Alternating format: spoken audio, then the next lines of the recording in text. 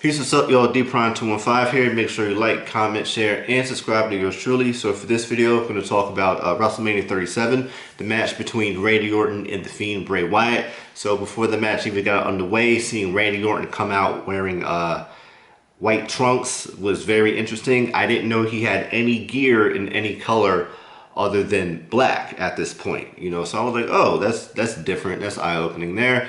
And also preceding that, you know, Orton and Wyatt, they have a lot of history with each other, you know, both as like working on the same team or working against each other. It feels so weird, like back in 2016, to think that Randy Orton was actually part of the Wyatt family.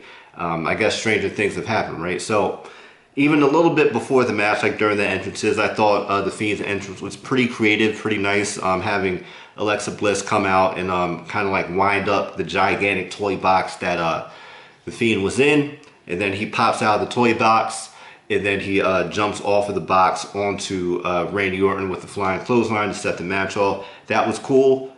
From then on, everything was downhill, in my opinion.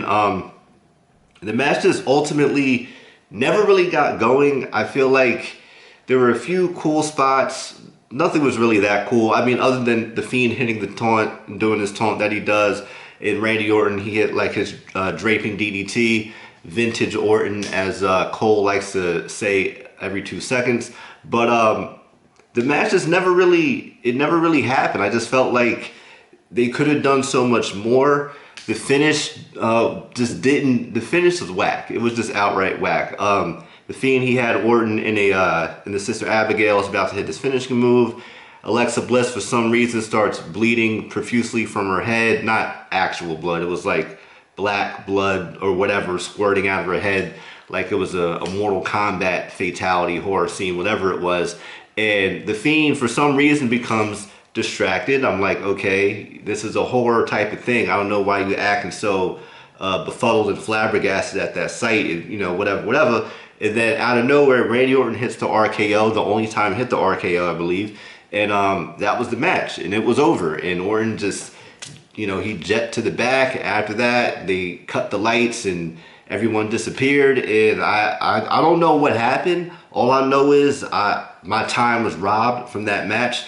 You know, what did you guys think of the match? Were you disappointed like myself? Were you happy with the match? Did you think it was great?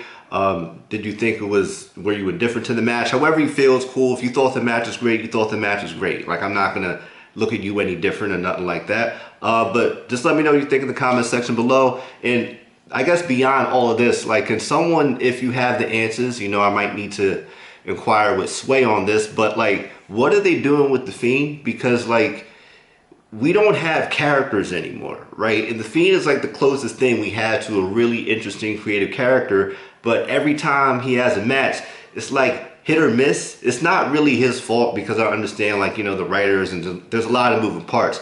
But what I do understand is they're dropping the ball with him. Like, he's had a few good matches. I liked his match against Daniel Bryan for the Universal Championship that they had. I think it was at Royal Rumble.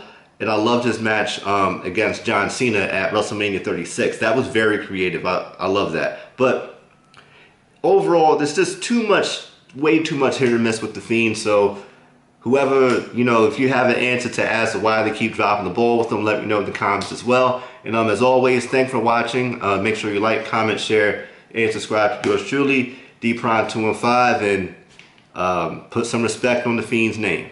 I'm out. Peace.